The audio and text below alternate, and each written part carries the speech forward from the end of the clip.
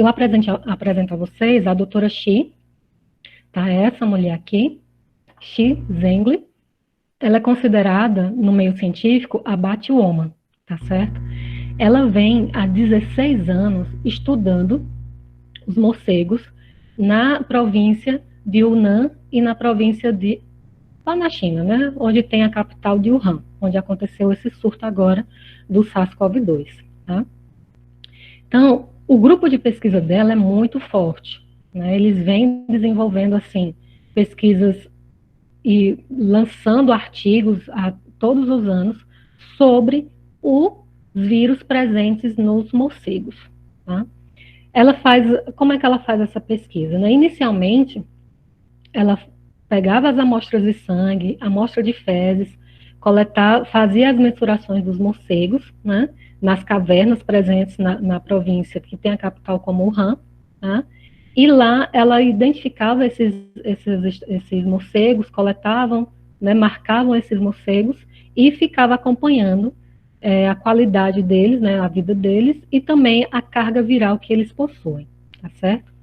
Então, em relação ao estudo dela, ela já vem, como mostra aqui, ó, juntamente com outros cientistas, tá, dentro do Centro de Controle e Prevenção de Doenças de Wuhan, alertando o meio científico sobre surtos de doenças virais, tá? Que tem a capacidade de estar aí tendo uma cadeia grande de transmissão e podendo infectar seres humanos também, ok?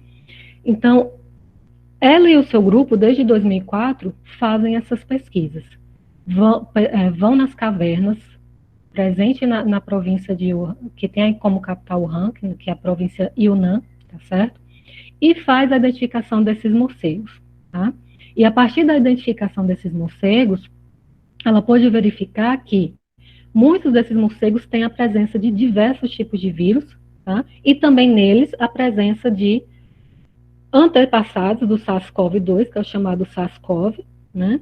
Que é o primeiro aliás, é antes do MERS, né? Daqui a pouco eu vou mostrar para vocês, e que eles têm essa capacidade de estar saindo das cavernas e adentrando, né, áreas urbanas mais próximas, vilarejos mais próximos e também entrando em contato com outros animais. E uma característica que ela pôde ver, mais na frente eu vou mostrar um pouquinho, que é a capacidade desses organismos eles estarem se alimentando de frutas. Então, são morcegos que se alimentam de frutas. Então, as pessoas também consomem as frutas, né? E possivelmente eles, ao consumirem frutas e morderem as frutas e as pessoas entrarem em contato com essas frutas, podem também estar se contaminando. Aí eles chamam a atenção para uma coisa, a questão de que a população da província de Yunnan, ela está chegando mais próximo às matas, tá? Está chegando mais próximo aos locais onde estão presentes os seres, os animais selvagens, né? E essa aproximação é o que pode vir a causar o que a gente está vivendo hoje, né? Uma epidemia ou uma pandemia, né? No caso da MERS e da SARS, foi uma epidemia porque foi localizada. Já a nossa, que deu, né, uma tristeza, a gente está vivendo uma pandemia, que está aí em todo o mundo. E aí eu chamo a atenção para vocês disso. O ser humano está chegando mais próximo, né, dos seres selvagens. Aliás, a isso já há há muito tempo, não milhares e milhares de anos, mas há muito tempo, os seres humanos estão chegando mais próximos dos seres selvagens. E aí eu lanço uma pergunta aqui para vocês. Isso aconteceu lá em Wuhan, na China, do outro lado, né, aqui do nosso país. Será que isso pode acontecer também aqui no Brasil? Né? Será que o nosso país tem a capacidade, que Deus nos livre e guarde, né, mas tem a capacidade também de produzir algum tipo de doença, né, através do momento em que a gente adentra o local desses seres selvagens, né? Seguindo, aqui nesse mapa, ó, eu mostro para vocês a província, ok? De Yunnan, no qual eu mostro aqui para vocês a presença de duas cavernas, Yangtze Cave, Chitou Cave, né? Que são as cavernas Chitou ou caverna Yangtze. Essas cavernas foram estudadas também pelo grupo de Xi, tá? Da doutora Xi, ou Batwoman, E eles puderam verificar que a presença de um tipo de morcego, que é chamado morcego ferradura, ou Rhinolopus sinicus aqui, ó, ele é o reservatório natural do SARS-CoV, o que aconteceu antes da MERS, né? O SARS-CoV. Então, ao estudar desde 2004, e eles lançaram artigos, por exemplo, esse que tem esse dado, que é de 2018, mas tem artigos também do ano de 2016, 2017, que, a partir dos seus estudos, eles podem comprovar que o morcego ferradura, que se alimenta de frutas, né, ele é o reservatório natural do SARS-CoV. E esse reservatório natural do SARS-CoV é que está levando esses vírus para perto das populações, tá certo? Mas aí a gente chama atenção para uma coisa que a Xi descobriu. Quando ela estava pesquisando os morcegos, né, fazendo a captura do material biológico deles, fazendo a coleta das fezes, fazendo coleta da urina, do sangue deles, ela não conseguiu, juntamente com sua equipe, identificar a presença desses vírus, tá? Nem do MERS, nem do SARS-CoV, tá? Ela não conseguia identificar. Somente quando outro grupo de cientistas adentrou, né, para ajudar eles na pesquisa, eles incluíram os testes de anticorpos, tá? Que são esses aqui, ó. Tá? Como aqui está mostrando, teste de anticorpos nos morcegos. O que foi que esse grupo, eles fizeram? Eles testaram pessoas que moravam próximo a essas cavernas aqui nessa província, tá? E ao testar essas pessoas, eles puderam verificar que alguns aldeões, né, presentes nessa região apresentavam um nível muito baixo de anticorpos para SARS-CoV-2, ou para SARS-CoV, desculpe.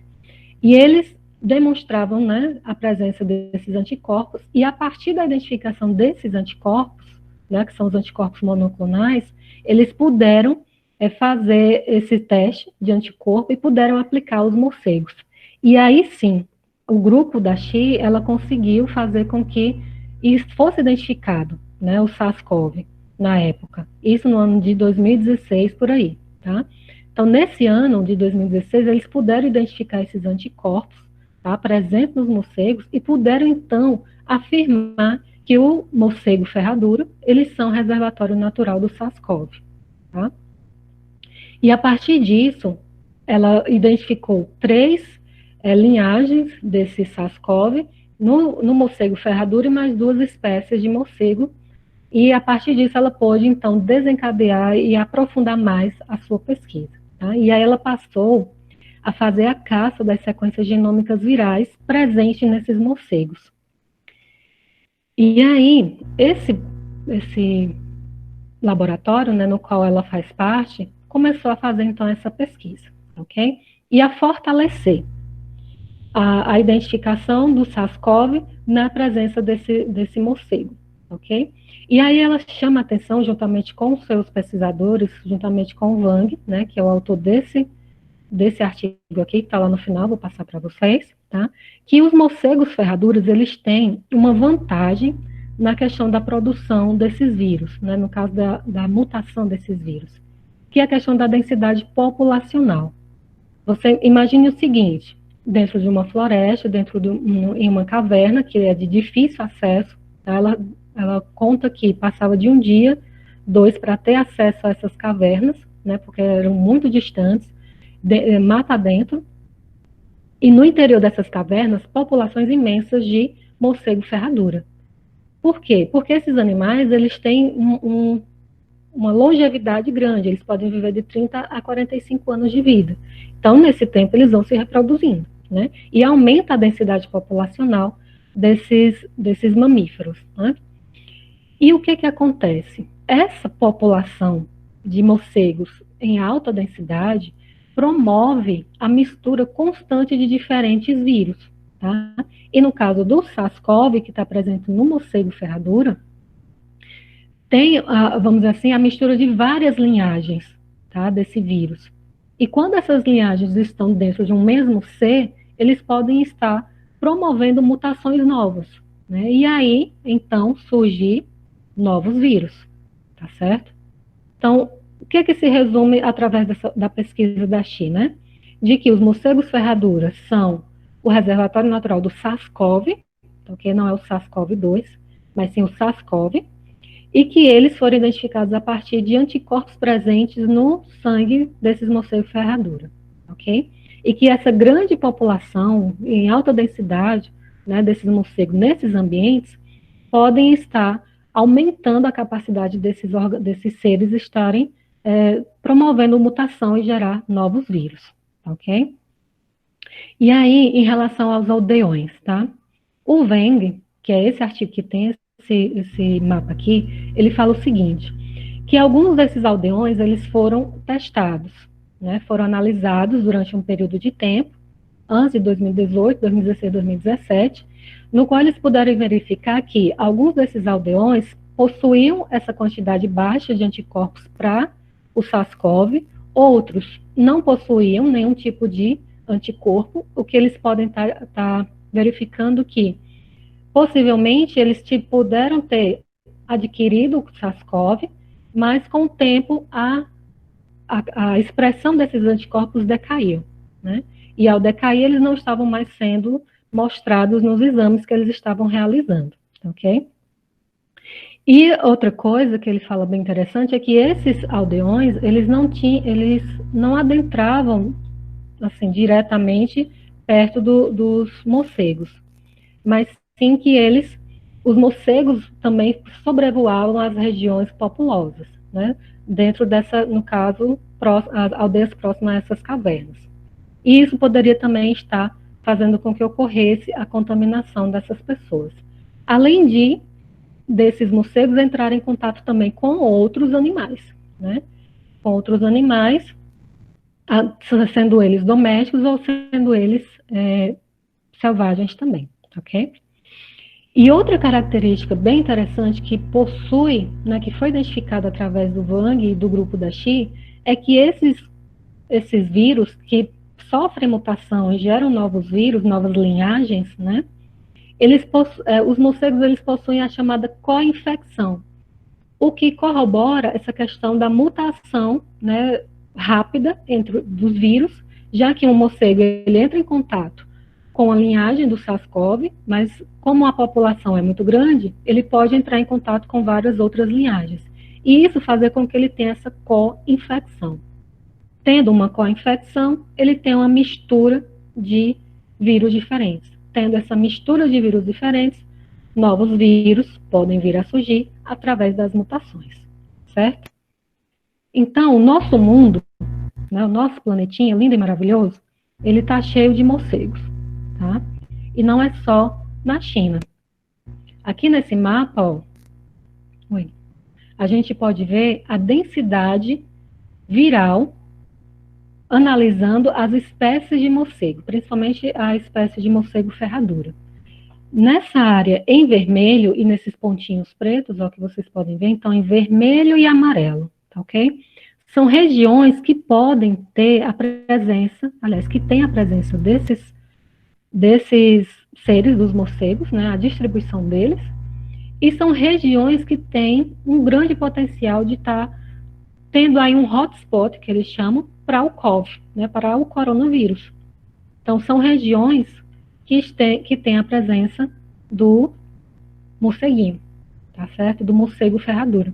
Então, ele está aí sobrevoando o nosso planeta e está principalmente na região tropical do nosso planeta.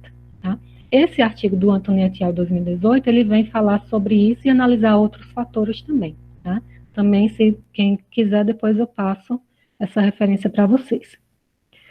Então, quando a gente fala do SARS-CoV e olha também para essa distribuição do morcego ferradura, a gente entende o seguinte, que o SARS-CoV aconteceu, né, o MERS aconteceu e agora o SARS-CoV-2. E isso, para a equipe da Xi e do Wang, eles disseram que é um divisor de águas, tá? Você entender esse surto de SARS presente nos morcegos, tá? Por que isso?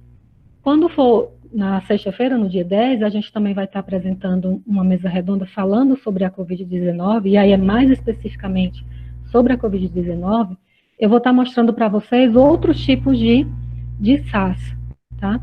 E, por incrível que pareça, eu não sabia disso, né, só depois de estudar, é que a gente já tem contato com diversos SARS, em número de 4, tá? De coronavírus, no caso. E eles estão presentes principalmente em crianças, mas causando resfriados comuns, tá? Então, ele era estudado, mas não tinha aquele aprofundamento, tá? Até eu confesso para vocês que quando eu fui planejar essa palestra, eu fui no livro do Tortora, né, procurar sobre o coronavírus, porque o Tortora, para mim, é um dos livros mais completos, mas agora já não é mais, porque quando eu coloquei lá o nome coronavírus, não apareceu somente um nome e uma tabela que estava falando sobre o coronavírus. Não tem uma especificação, no caso no Tortora, não sei em outros livros da microbiologia, sobre o vírus coronavírus. Então, para o grupo da Xi e do Wang, né, que eles fazem parte do mesmo grupo de pesquisa lá na China, esse surto de SARS, que aconteceu lá em 2012, ele foi um divisor de águas para que o mundo e os cientistas pudessem passar a olhar para esse grupo, né, para esse gênero do coronavírus e passar a estudar, né? E não só estudar o coronavírus, mas também estudar o coronavírus transmitido através do morcego ferradura, o Rhinolopus sinicus, tá? Que é o que eles vêm estudando, né? E aqui eu trago para vocês um históricozinho, uma linha, né, rápida, dos vírus já que são transmitidos a partir do morcego ferradura, ok? Ou então de outra espécie de morcego. Aqui nós temos, ó, em 1994, na Austrália, tá, o vírus Hendra, que possivelmente foi transmitido do morcego para o cavalo, tá?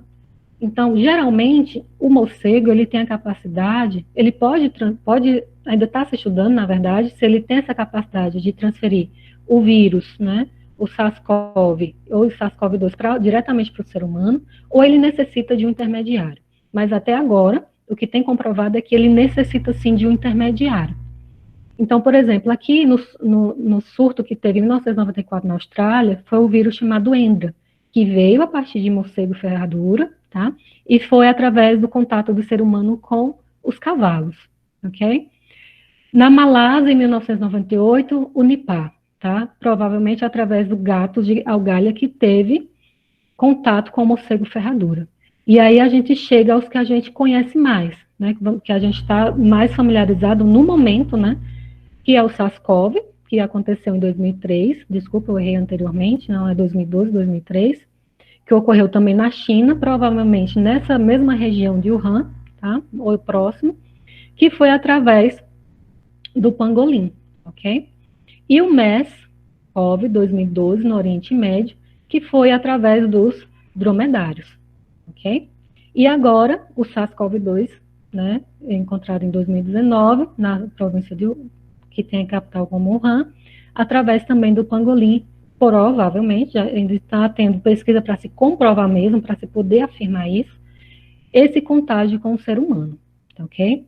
Então, a gente tem aí uma gama de vírus que tem como origem o morcego ferradura, tá certo? E esse morcego ferradura, como eu mostrei para vocês, possui uma sopinha dentro dele, né, de vários vírus com linhagens diferentes que podem aí estar promovendo essas mutações. E a gente pode ver isso, ó, de acordo com os anos. 1994 um tipo, 1998, 2003, 2012, agora 2019. Vírus que vieram através do morcego ferradura. Isso o grupo da Xi pode comprovar, né, já que eles verificaram que ele é o depositário original do SARS-CoV, tá? E aí, quando eu trago para o SARS-CoV-2, por isso o nome 2, é que ele é muito semelhante geneticamente ao SARS-CoV. Então, por isso que ele recebeu esse nome, né? SARS-CoV foi o que gerou um dos surtos na China, também chegou na Coreia do Sul, né? E causou também essa insuficiência respiratória grave, né, nas pessoas. E aqui no Oriente Médio também é a mesma insuficiência respiratória, só que aconteceu no Oriente Médio e tem essa sigla MERS referente ao Oriente Médio, ok?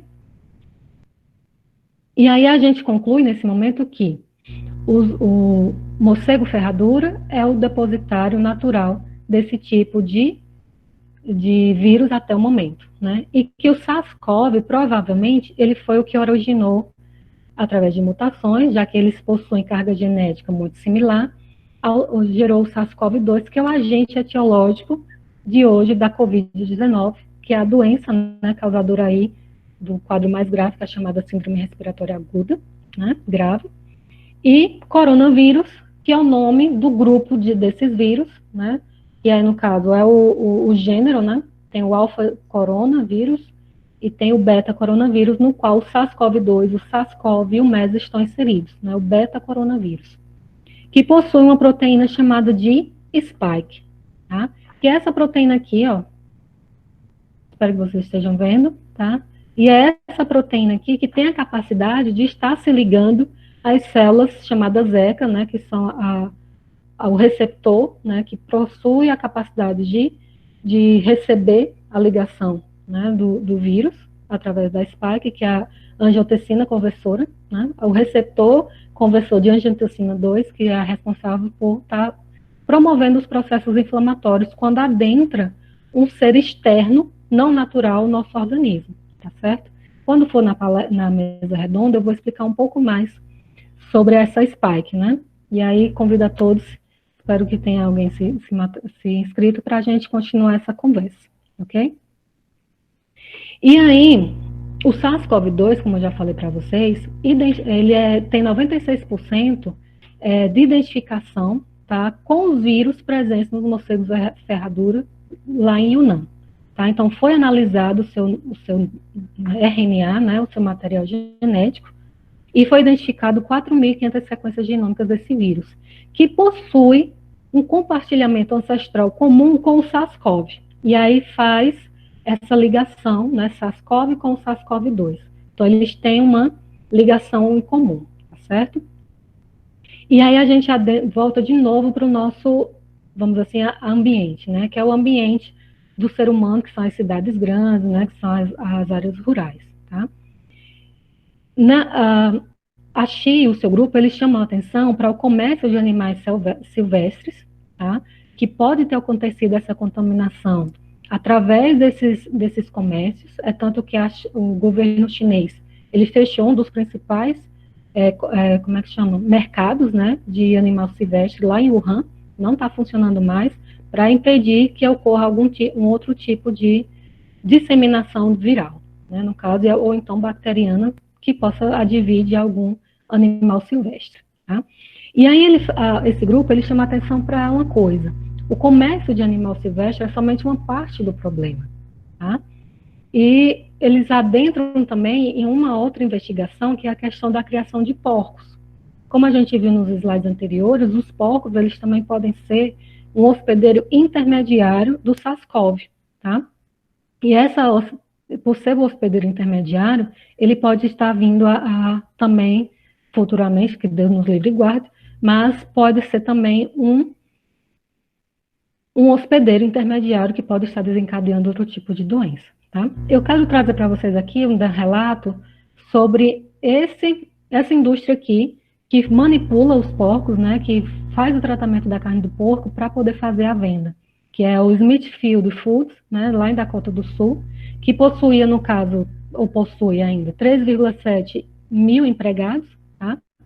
E logo agora no início do surto do SARS-CoV-2, a empresa ela não foi fechada, e as pessoas continuaram trabalhando e continuaram e obtiveram a presença do Covid, né, no caso do SARS-CoV-2, e passaram a contaminar os porcos que estavam sendo criados e tratados, né, e manipulados para a venda dessa carne.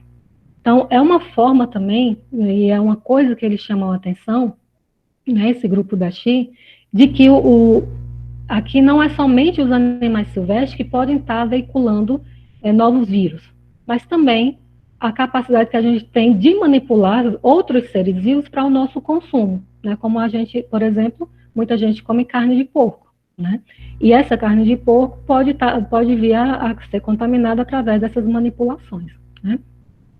Essa fábrica ela foi fechada a partir do momento em que uma filha de 2 empregados, ela ligou para vários jornalistas e fez denúncia, e eles foram filmar e verificaram que as pessoas estavam doentes e transmitindo o vírus para as carnes, e as carnes estavam sendo embaladas e vendidas para as pessoas. Então, a gente não pode olhar somente e também só criticar, como muito eu ouvi aqui em casa também. Ah, mas os chineses só comem animais silvestres, né? Mas é uma coisa a gente se pensar também a nossa cultura, né? Quem aí já não ouviu falar que alguém comeu um calango? Que alguém comeu uma cobra, né? Então, isso são formas também da gente lidar com os seres que estão ao nosso redor. Entender que uma cultura de um país, né, pode não ser o problema, mas sim a capacidade que a gente tem de lidar com essa situação, né? Ai, desculpa. Então, para o grupo de Weng, e aí eu concordo também, os animais, eles não são o problema, né? O problema é quando a gente chega perto deles. Então, aí eu quero trazer uma pergunta para vocês. Vocês já analisaram a cidade de vocês, onde vocês moram? Como é que ela é hoje? Eu confesso que na época em que eu era criança, atrás aqui da minha casa, não tinha nada, era somente árvore e um grande terreno enorme que a gente dava para ver o crato. Hoje em dia a gente já não vê mais, né? Então o ser humano, ele tem, né, está crescendo também demograficamente igualzinho os morcegos. Então, a gente está adentrando as áreas e produzindo os desmatamentos, e chegando perto desses animais, né? Então, no momento que a gente chega perto desses animais, a gente corre mais risco de estar adquirindo alguma contaminação viral, bacteriana, fúngica, seja qual for o micro-organismo, tá? E aí ele chamou a atenção para o quê? Para os países emergentes, né? Índia, Nigéria e Brasil. Lembra lá daquela pergunta que eu falei, será que no Brasil é possível acontecer um surto desse? Claro que é, né? O Brasil é um dos países aí que mais desmata, né? A nossa Amazônia aí está sendo devastada todos os dias para retirada de matéria-prima para produzir bens para o nosso consumo, para o nosso bem-estar, para as nossas casas, né? Então, ele chama a atenção para isso, e aí a gente faz outra pergunta também, né? Será que nós vamos parar de crescer em relação às cidades? Eu acho que não, né? As cidades, elas só vão crescendo e crescendo mais, tá? Ui. Pronto. E aí, finalizando essa parte, a Xi, ela vem dizer o seguinte, os coronavírus transmitidos por morcegos causarão mais surtos, tá? Então, ela fala isso com um tom de certeza, isso foi numa reportagem, quem está lá, nas referências, passo para vocês depois. E a gente, né, principalmente os cientistas que estão à frente dos laboratórios e os governos, é que precisam encontrar uma forma de lidar com essas situações. E aí eu chamo a atenção para vocês de um fato. Vou só pegar aqui o nome. Uma empresa chamada Predict, tá, presente lá em Nova York, era uma empresa de desenvolvimento científico e ela recebia financiamento de todo o país e de todo o mundo, tá, para poder financiar pesquisas vinculadas ao coronavírus. E o que foi que aconteceu no início do ano? O surto foi, aliás, primeiro foi em 2019, né, em dezembro de 2019, foi dito que surgiu uma epidemia, lá em janeiro, fevereiro é que foi tratado como pandemia. E no mês de janeiro, a Predict, ela foi fechada. Por quê? Porque não tinha financiamento, né? Não tinha financiamento e as pessoas que financiavam, os grandes empresários, eles não queriam continuar a financiar também, tá? Então, eles fecharam e não tinham mais como continuar a pesquisa com o coronavírus. E aí eu faço um outro questionamento, já que a gente está falando de reflexão da situação atual. A classe científica, a classe de pessoas que pesquisam em relação a esses surtos virais, bacterianos e de outros micro-organismos, né, mas principalmente virais, porque eles são mais transmissíveis, né? Eles precisam de financiamento, né? Eles precisam de financiamento, mas precisam de financiamento de quem? Do governo, por exemplo, de ONGs, de filantropos, como por exemplo Bill Gates, né? O Bill Gates está aí organizando um grupo de pessoas que têm, né, muito dinheiro, no qual ele diz o seguinte: vamos gastar trilhões de dólares agora, para que a gente não venha gastar muito mais do que isso quando um surto desse vier novamente. Porque o que antigamente se pensava, e eu espero que isso mude, né? É que não, vamos dar aqui um financiamento pouco, eles têm que se virar com isso. Então, eles têm que desenvolver o medicamento, a vacina, seja o que for, mas com esse financiamento que é pouco, né? Mas aí surgiu uma epidemia, surgiu uma pandemia. E agora o dinheiro que poderia ter sido investido antes está sendo investido agora, mas para tentar fazer com que a gente saia dessa situação, né? Então, a Xi e outros pesquisadores, e que eu não me lembro o nome dele, um pesquisador de Nova York, tá, do instituto lá, do Predict, ele falou que espera que esse pensamento mude, e de que a partir de agora a gente possa ter uma visão e um cuidado maior, principalmente dos nossos governos, né, para que eles possam estar financiando essas pesquisas que são de extrema importância, fazendo com que a gente se antecipe às epidemias e às pandemias. Porque a melhor prevenção para um surto desse é entender como é que funciona, e principalmente o SARS-CoV, né, SARS-CoV-2, como vocês puderam entender, eles vão surgir outros, porque a população de morcegos é muito grande, e a forma que esses vírus, eles se mutam e geram novos vírus, novas linhagens, é muito rápida, tá? Então, é igual ao vírus da gripe, né? Vai só renovando. E vamos torcer aí para que a nossa comunidade científica produza, né, o que a gente necessita. E aí o Anthony, né, do outro artigo que eu trouxe, ele diz o seguinte: os morcegos, eles são importantes incentívoros, polinizadores e dispersadores de sementes, tá? Eles são vitais aos ecossistemas e há necessidade de considerar cuidadosamente quaisquer intervenções de saúde pública, tá? Então, apesar de os morcegos eles serem os depositários, né, desses vírus, mas eles são muito importantes para os ecossistemas no qual eles estão presentes. Então, não é que a gente vai, né, através do governo, espero que não, né, que ninguém tenha essa ideia, de eliminar todos os morcegos da face da Terra, né? Isso não seria muito bom para os nossos ecossistemas, né? Porque ele tem um grande papel na nossa sociedade. E aqui eu trago só uma imagem do John Hopkins, né, a universidade lá dos Estados Unidos, que faz um levantamento diário do Covid-19. Né? E aqui no Brasil a gente tem já esse número aqui enorme, né, de contaminados, e aqui dos nossos mortos, né, que cada número desse aqui tem um nome e uma família por trás e um sofrimento também, né, que a gente possa ter respeito por eles. E aí, apesar desses números, nós temos uma comunidade científica hoje em dia que está trabalhando, né? E a gente só colocar lá no Google Acadêmico e a gente pode ver 63.400 resultados somente para o buscador SARS-CoV-2, tá? E aqui um gráfico de um artigo que eu tirei, de abril de 2020, 2.054 artigos estavam já depositados na PubMed. Então, os nossos cientistas, seja ele brasileiro, europeu, chinês, qualquer lado do mundo, eles estão trabalhando e eles precisam também da nossa colaboração, né? O que cabe a nós, a gente faz, né?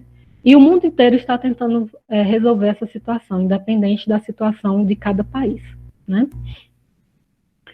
E aí, para a gente finalizar, eu quero só fazer um outro questionamento. Como é que essa situação da pandemia, ela afeta a nós, né? Porque a gente viu diversas notícias, desde dezembro até agora, o que a gente só vê nas notícias é Covid, coronavírus. É tanto que até as crianças hoje em dia, eu tenho um sobrinho, por exemplo, que ele recomenda, toda vez que fala com alguém no telefone, use máscara, lave as mãos, cuidado com Covid, ele fala desse jeito, que é o que a gente está vivendo, né? E é uma situação inusitada, e nós estamos aí, eu no caso, quando tudo isso começou, eu fiquei muito abalada, fiquei triste, fiquei, ai meu Deus, será que isso, o que vai acontecer? Nós não vamos nem sair de casa, né? E sem noção do futuro, e todos esses sintomas aí que tá aí na tela, eu senti, fiquei com muita raiva, entre outras coisas, né? E tudo isso é desencadeado na gente, né, como pode mostrar aqui do lado, e isso causa muito estresse, né, na gente, a gente fica sem saber como lidar com as coisas, né. E aí eu trago esse momento aqui só para vocês reflexionarem, né, de como lidar numa situação dessa. Eu não sou profissional de psicologia, mas eu gosto de ler a respeito um pouco e entender como é que a gente pode lidar com essas situações, né? E aí eu trago para vocês alguns questionamentos e espero que isso ajude também, né? Então, será que nesse tempo que a gente está, desde março, né, aqui no Brasil, estava bem antes, mas a gente veio identificar de fevereiro a março, né? Como é que essa situação está nos deixando? Né? Será que a gente está alerta? Teve um dia, eu confesso para vocês, que eu tive de fazer as compras aqui para casa e eu fui no açaí. Mas eu fui no açaí parecendo uma louca, porque eu tava assustada, coloquei máscara, botei um vestido, e esse vestido eu uso sempre para sair, não é outra roupa. Troquei a chinela, botei luva nas mãos, e depois eu fiquei sabendo que nem era recomendado usar luva, mas dizia, não, eu uso do mesmo jeito. E eu ficava estressada, não dormia à noite antes de ir para fazer a feira, né? E ficava assustada, e quando eu ia fazer a feira, tentava sair de lá o mais rápido possível, e quando eu chegava em casa eu esquecia várias coisas que eu deveria ter comprado. Mas é assim mesmo, né? E aí a gente se analisa e vê o nosso comportamento e vê o que é que está desencadeando esse sistema de alerta que causa esse estresse. E aí eu identifiquei, né? Identifiquei que eu estava não dormindo porque eu ficava ansiosa porque eu tinha que sair de casa. Isso no início, né? E agora, que a gente já vamos dizer assim, se acostumou. Será que a gente está acostumado mesmo? Ou será que a gente está dormente com essa situação, né? Será que a gente está igual o sapo escaldado, que dentro da água, né, que vai fervendo? Que aí eu vi esse exemplo e achei interessante numa live que eu participei, no qual o sapo está dentro da água e a água vai fervendo aos pouquinhos, ele vai se acostumando, daqui a pouco está fervendo a água e ele está sendo cozido, né? Então a gente tem que ter esse entendimento também, que a gente não tem que ficar dormente nem acostumado com a situação, porque disso depende a nossa vida e depende a vida das outras pessoas. E aí a gente tem que tentar gerenciar, né, esse estresse que a gente tem, né, em respeito ao que a gente está vivendo, e se entender e tentar respeitar e ser generoso com as outras pessoas que estão ao nosso redor, e ser generoso também com o planeta, né? E aí cuidar de si, cuidar dos outros, ter uma boa alimentação, e aí eu fui me alimentar, fui tentar dormir bem, né? E tentar abaixar a ansiedade que eu tinha, que impedia de eu comprar as coisas no mercado, e tentar manter a rotina, coisa que eu acho que muita gente pode mostrar, relatar depois, de que a rotina foi perdida, né, de acordo com a situação que a gente ia vendo, né. Sim, outra coisa também que alertava o meu sistema era ver muitas notícias, ver as notícias e ver o WhatsApp e o Instagram sempre com bombas e novas notícias de pessoas morrendo, e a pessoa fica nervosa, né? Mas isso eu fui lidando com isso. E outra coisa é respeitar os nossos limites e procurar ajuda se for preciso, né? Procurar um ombro amigo para conversar um profissional, né? E aí fazer a nossa parte, que é o que importa, tá certo? E não entrar em pânico. Creio que nós iremos sair disso, que se Deus quiser, daqui para agosto, setembro, principalmente aqui no nosso estado, né? O Juazeiro, que está no Cariri, no sentido de que está aí no boom, né? Do momento, saiu lá da capital e veio agora para o interior, e nós temos que continuar nos cuidando. Não é agora que a gente passou esse tempo todo em casa, não é agora que a gente vai sair e ser negligente com a gente e com a nossa família, não é isso? Espero que esse momento, assim, queria até não ter falado um pouquinho dele, porque eu achei que ia desvirtuar um pouco do que eu tinha falado antes, mas era isso que eu queria dizer. Aí espero que tenha contribuído. E aí eu recomendo para vocês assistirem quando vocês tiverem um tempo, na CNN, no YouTube, tá? Não é no canal pago, mas sim no YouTube. Vocês podem procurar lá, CNN Brasil, Mundo Pós-Pandemia. Que aí ele vem falar, tem vários quadros, né? E falando sobre como vai ser a nossa vida após essa pandemia. Esse daqui que eu estou recomendando é do Fernando Gomes, que ele é médico, né? E ele fala sobre o equilíbrio emocional, que foi o que eu tentei passar aqui um pouquinho para vocês, ok? E o último agora o do Átila Yamarino, né, que é o microbiologista aí, que o pessoal estava dizendo que ele era a voz da morte, mas não é, ele somente é a voz da razão, aquele que mostra os dados como que deveriam acontecer, e foi confirmado, né? Também no mundo pós-pandemia, tá certo? Então, finalizando, né, eu quis passar para vocês que os micro-organismos estão aqui há muito tempo, eles vão permanecer, e eles estão aí, dentro dos seres vivos, em outros, no ambiente, e estão continuando os seus ciclos de vida, né? E se modificando e provocando as mutações. Então, a gente tem que aprender a lidar com eles, né? Aprender a lidar com eles e aprender a escutar a quem detém a informação, que são os cientistas, que são as pessoas, por exemplo, a Organização Mundial da Saúde, que tem a capacidade de estar falando para nós como a gente deve lidar numa situação dessa. Então, eu quero agradecer a todos, tá, pela presença. Desculpem se eu me estendi um pouco. E foi essa a apresentação que eu quis falar para vocês. Espero que vocês tenham gostado da apresentação, né, e eu tenha contribuído um pouco para o entendimento de vocês, ok?